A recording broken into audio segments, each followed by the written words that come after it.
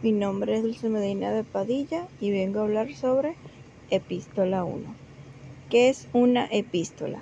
En griego, la palabra epístola significa carta o mensaje, así que una epístola es una carta o un tipo de correspondencia escrita, probablemente en un pergamino. Las epístolas eran muy comunes en la época en la que se escribió el Nuevo Testamento. Muchos de los libros del Nuevo Testamento se escribieron como cartas a iglesias o personas concretas, por eso se le llaman epístolas. Tipos de epístolas. Epístolas bíblicas. Estas son las más conocidas y se encuentran en el Nuevo Testamento. No son simples cartas personales, sino documentos con un propósito teológico, doctrinal o pastoral, dirigidos a comunidades cristianas o individuos. Se pueden dividir en paulinas, escritas por el apóstol Pablo. Se clasifican a su vez en mayores, romanos, Primera y Segunda de Corintios, Gálatas. Son epístolas más extensas y profundas en temas teológicos. De la cautividad, Efesios, Filipenses, Colosenses, Filemón, escritas mientras Pablo estaba en prisión, y las pastorales, Primera y Segunda de Timoteo, Tito, ofrecen consejos sobre la organización y liderazgo de la iglesia.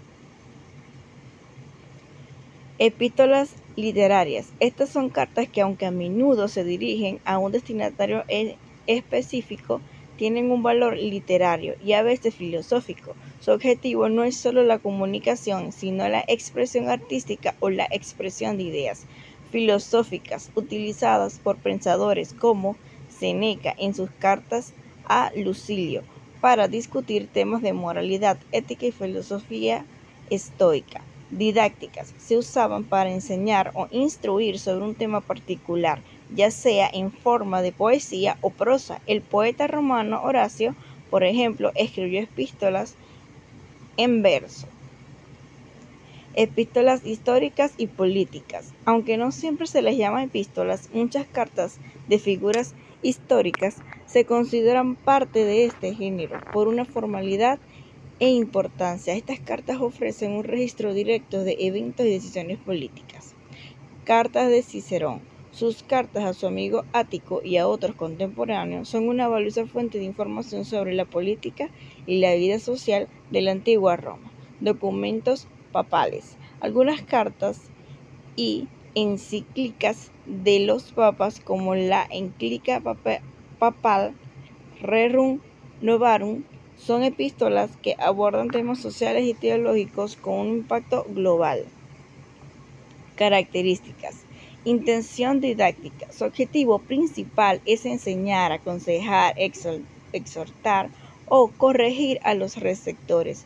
No son simples mensajes personales, sino que buscan transmitir una lección o un conjunto de valores. Estructura formal.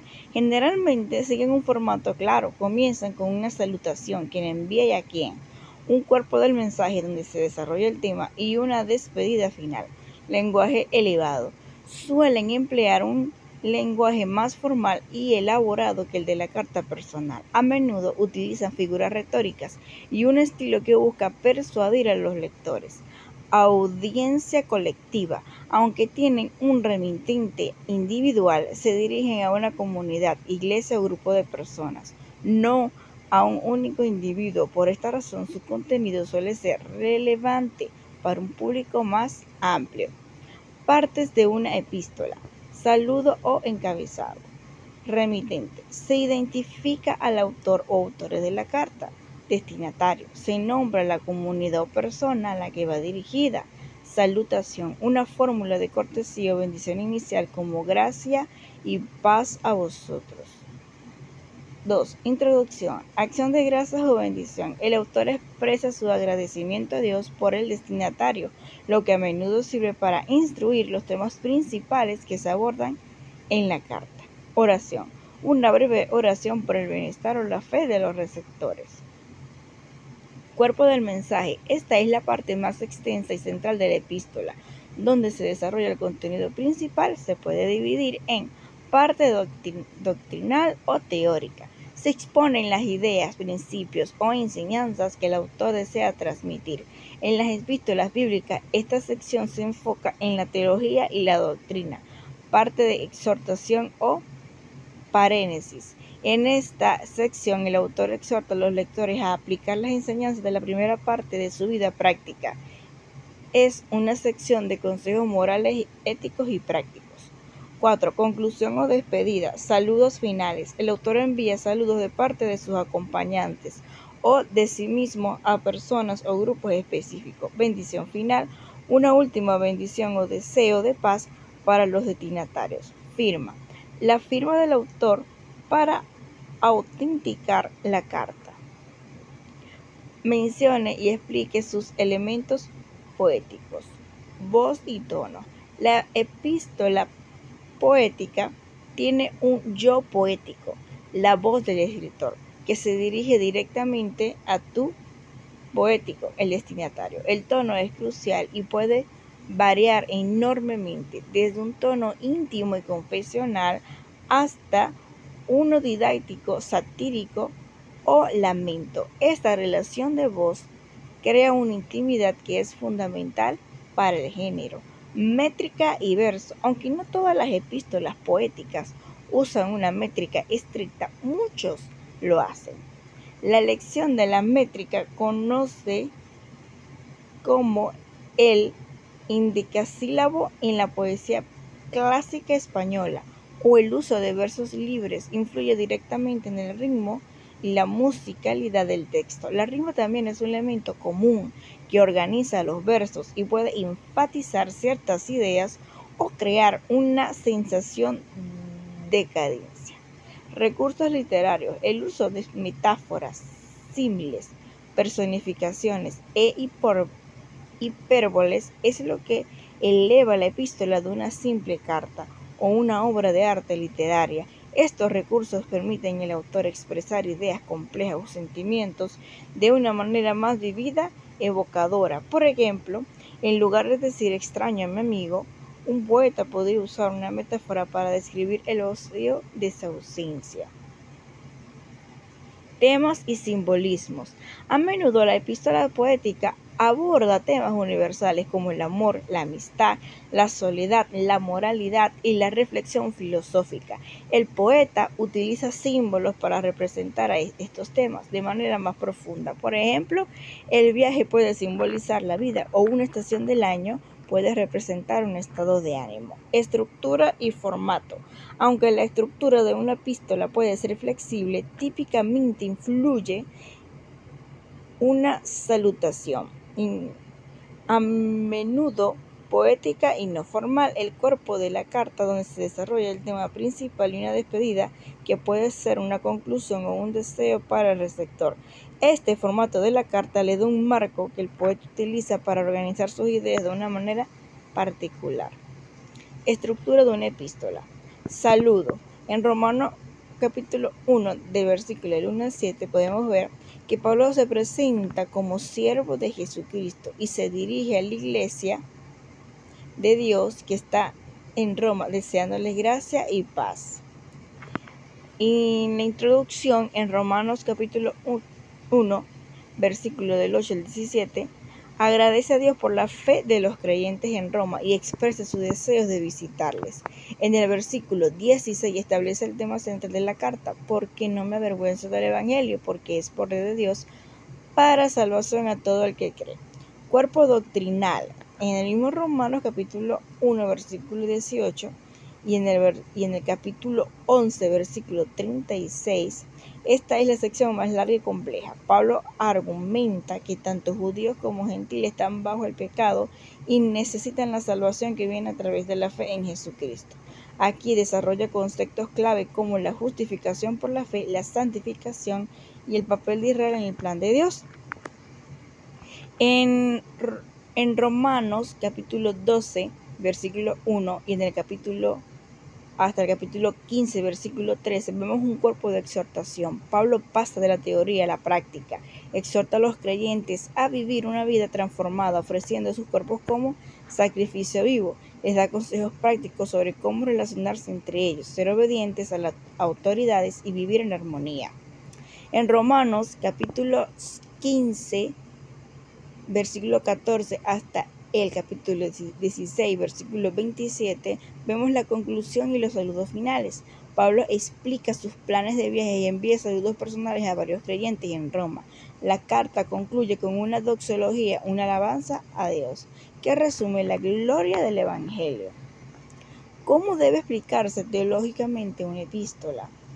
1. Análisis del contexto histórico y cultural. Este se desarrolla en identificar el autor y a la audiencia. ¿Quién escribió la epístola y a quién va dirigida? Conocer el autor, por ejemplo, Pablo, y los receptores, la iglesia en Corinto, en Roma, etc. Es fundamental. Comprender la situación, cuáles eran las circunstancias, problemas o preguntas que motivaron al autor a escribir. Las epístolas suelen ser cartas de ocasión que responden a una situación específica, herejías, conflictos, dudas doctrinales. Conocer la cultura. Investigar el contexto social, político y religioso de la época ayuda a entender metáforas, costumbres y referencias que hoy nos resultan ajenas. 2. Análisis del contexto literario. Leer la epístola completa. Es crucial leer toda la carta de principio a fin varias veces para comprender su flujo de pensamiento, su argumento principal y sus secciones, doctrinal versus exhortación. Identificar la estructura, reconocer las partes de la epístola, saludo, acción de gracias, cuerpo, saludos finales, ayuda a ubicar cada pasaje dentro del marco global de la carta. Analizar el vocabulario y la gramática, observar el significado de las palabras clave, las repeticiones y la estructura de las oraciones.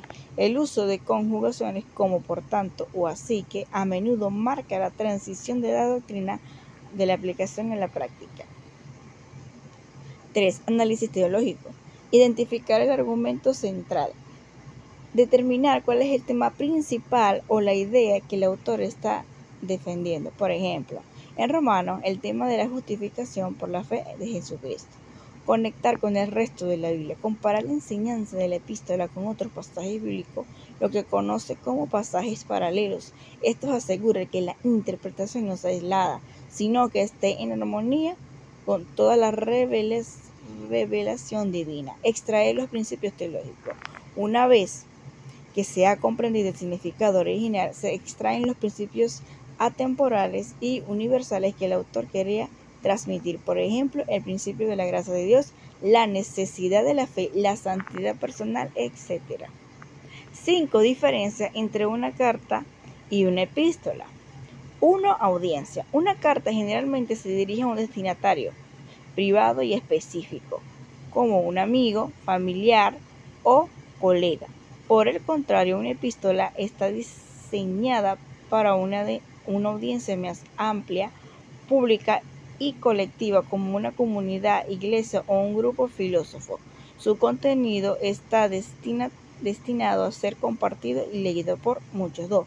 Propósito. El objetivo principal de esta carta es la comunicación personal y privada, como compartir noticias, expresar sentimientos o coordinar un evento. En cambio, las epístolas tienen el propósito didáctico y doctrinal, basando en la enseñanza, exhortar, corregir o persuadir a sus lectores sobre un tema moral o teológico. 3. Contenido y tono. El contenido de una carta es a menudo informal y espontáneo, reflejando el carácter íntimo de una conversación escrita. Una epístola tiene un tono más formal, serio y elaborado, ya que su intención es transmitir un mensaje de peso y relevancia para una comunidad. 4. Estructura. Aunque ambas siguen el formato de una misiva, saludo, cuerpo, despedida, una epístola tiene una estructura más cuidada y literaria. A menudo sus secciones están bien definidas. Una introducción con un agradecimiento a los dioses, a Dios en las epístolas bíblicas, un cuerpo que desarrolla un argumento lógico y una conclusión con bendiciones o exhortaciones finales. Y 5. Perdurabilidad y género literario. Una carta suele ser de naturaleza efímera y temporal, con un interés que se limita a los implicados. Una epístola, por su parte, es un género literario que se escribe con la intención de perdurar en el tiempo y ser estudiado. Por esta razón, epístolas famosas como la de Cicerón o las de Pablo sean conservados y se siguen analizando como obras de gran valor. Gracias.